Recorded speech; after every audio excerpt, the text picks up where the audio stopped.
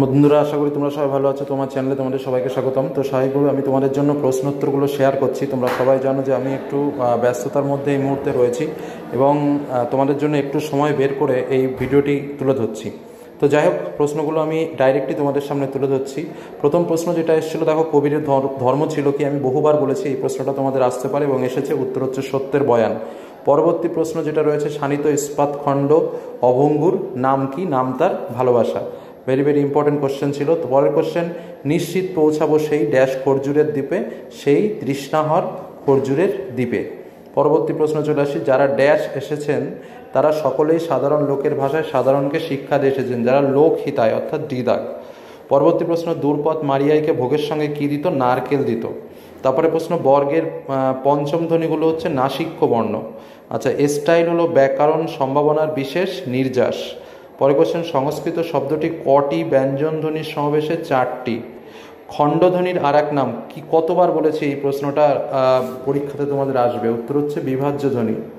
আচ্ছা, বাংলায় 2টি ব্যঞ্জন ধ্বনির সমাবেশে তৈরি গুচ্ছধ্বনির সংখ্যা কত? উত্তর হচ্ছে 200টির বেশি। আমাদের 4 হাত 4 ড্যাশ এঁকে জুজবই, 4 চোখে এঁকে জুজবই। বাংলা ভাষায় অর্ধ স্বরধ্বনির সংখ্যা কটি? অর্ধ স্বরধ্বনির সংখ্যা 4টি। আচ্ছা, রবীন্দ্রনাথ হিন্দি গানের সুর নিয়ে কটি রচনা করেছেন? এখানে যে কটা ডেটা দেওয়া আছে সবকটি ভুল। আশা করি যে কোনোটা উত্তর লিখলে পাবে, তবে যদি ওরা উত্তর যখন দেয় তখনই আমরা উত্তর ফাইনাল বুঝতে পারবো। তবে ওরা যেটা ভেবে উত্তরটা করেছে আমার মনে হয় 77টি ধ্রুপদ। আচ্ছা, তারপরে ক্রম অনুযায়ী পুনর্বিন্যাস করো। এখানে যে উত্তরটা হবে আমি সেটা তোমাদের বলে দিচ্ছি, যেটা হচ্ছে প্রথমে এটা ফার্স্ট হবে, এক দাগেরটা আদরণীকে ফিরতে দেখে বাড়িতে আনন্দ কোলাহল পড়িয়ে গেল। তারপরে তোমার যেটা হবে সেটা হচ্ছে 3 দাগেরটা, অর্থাৎ ডালপালা প্রভৃতি মামুলি খাদ্য শেষ হলে, এটা হচ্ছে 2 নম্বর সিরিয়ালে আসবে। তারপরে তোমার আজ তার, এই যে যেটা রয়েছে আমি একটু ছোট করে দিই তাহলে বুঝতে পারবে। আজ আর বৃদ্ধ তাহার কাছে গিয়া বিদায় সম্ভাষণ করিতে পারিলেন না, এটা। এবং লাস্ট হবে 3 দাগ, আদরণী সেই নবজল, এইটা। অর্থাৎ মোট হচ্ছে তোমাদের অ্যান্সার যেটা বেরোবে সেটা হচ্ছে বি দাগ। সত্য মিথ্যা এক্ষেত্রে তোমাদের অ্যান্সার যেটা বেরোবে সেটা একটু বলে দিই। তোমরা দেখুন আমাদের ভাষা দিয়ে যে প্রশ্নটা, সেটা হচ্ছে এ দাগটা, ঠিক আছে? আচ্ছা, তারপরে চলে আসো, এই প্রশ্নটা কবির সুমনের প্রশ্ন দিয়েছে। যাই হোক, এটা উত্তর Kabir Suman. Institute of nuclear physics, Meghnath Saha. Beighton cup কোন খেলার সঙ্গে যুক্ত? হকি। আচ্ছা, আদর যাওমা বাবুনহাটের মেলা দেখে এসো। আচ্ছা, অত্যাচারিত ড্যাশ, এটা হচ্ছে উৎপীড়িত। জরিপনা মোক্তারের জন্য কত টাকা ব্যয় করেছিল? এটা হচ্ছে তোমার 1700 টাকা ব্যয় করেছিল, ঠিক আছে? ডি দাগ। তারপরে হচ্ছে আদরণী মারা যাওয়ার পর মুখোপাধ্যায় মশাই 60 দিন বেঁচে ছিল, 2 মাস। আদালত অবমাননার জন্য মোক্তার মহাশয়ের কত টাকা জরিমানা হয়েছিল? 5 টাকা। জয়রাম মুখোপাধ্যায় কত টাকা দিয়ে হস্তিনী কিনেছিল? জয়রাম মুখোপাধ্যায় 2000 টাকা দিয়ে কিনেছিল, 2000 টাকা দিয়ে কিনেছিল, ঠিক আছে? এটার উত্তর 2000। ধর্ম কবিতাটির মূল গ্রন্থের নাম কি? এটা তো তোমরা সবাই জানো, অন্ধকার লেখা গুচ্ছ, ঠিক আছে? তারপরে চলে আসো স্তম্ভ মিল।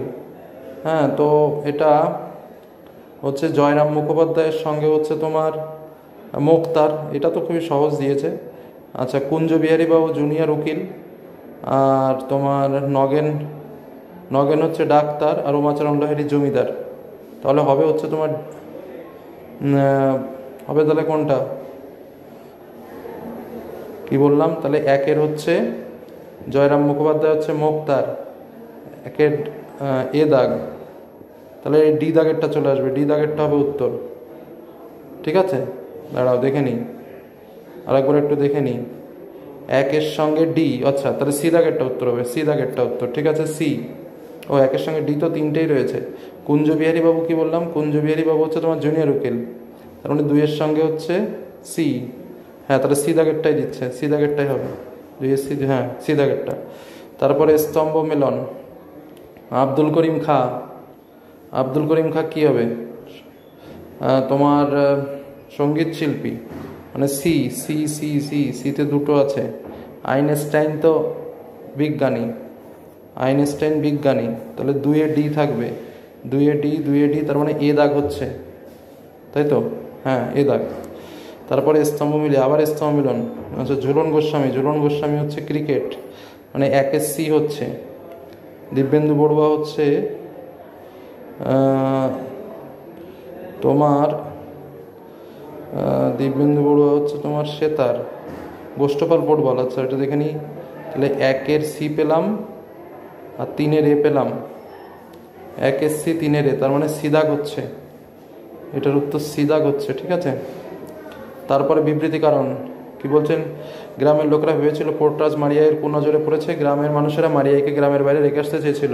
দুটোই ঠিক, তাহলে উত্তর হচ্ছে সিদাগ। আচ্ছা, সমার্থকতার উদাহরণ হিসেবে কোনগুলো ঠিক? ঠিক আছে, এটা হচ্ছে পাখি পক্ষী খেচর বিহঙ্গ, এটা তো ঠিক আছে। জননী মাতা তনয়া, তনয়া হবে না। পর্বত দিবাকর তটিনী, নদী চলে আসলো, হবে না। তারপর একটা আনন্দ হর্ষ পুলক প্রফুল্লতা, এটা আসবে। তাহলে 1 আর 4 ঠিক, বিদাগ হবে উত্তর, বিদাগ হবে উত্তর, অর্থাৎ 1 আর 4 ঠিক। ঠিক আছে, পোর্টরাজ গল্পটি অনুবাদ করেছেন কে? এটা তো সুনন্দন চক্রবর্তী। গেল। আমাদের দুজনের এই হাতগুলো লাগবে কি করার জন্য? ধুয়ে মুছে আগুন মারানোর জন্য। ক থেকে ম পর্যন্ত স্পর্শধ্বনি। গেল। মিঠু কাল যাবে, এটা কি? এটা সুর তরঙ্গের উদাহরণ। দারুণ যদি আদি শব্দ কাষ্ঠ নির্মিত হয় তাহলে এটা রূপান্তর হবে। আচ্ছা, দিগ্বিজয়ে যেতে হবে। দিগ্বিজয়ের জন্য কে সাজিয়ে দিয়েছিল? দিগ্বিজয়ের জন্য দৌড়ানি সাজিয়ে দিয়েছিল। খরজুরের দ্বীপ আসলে কি?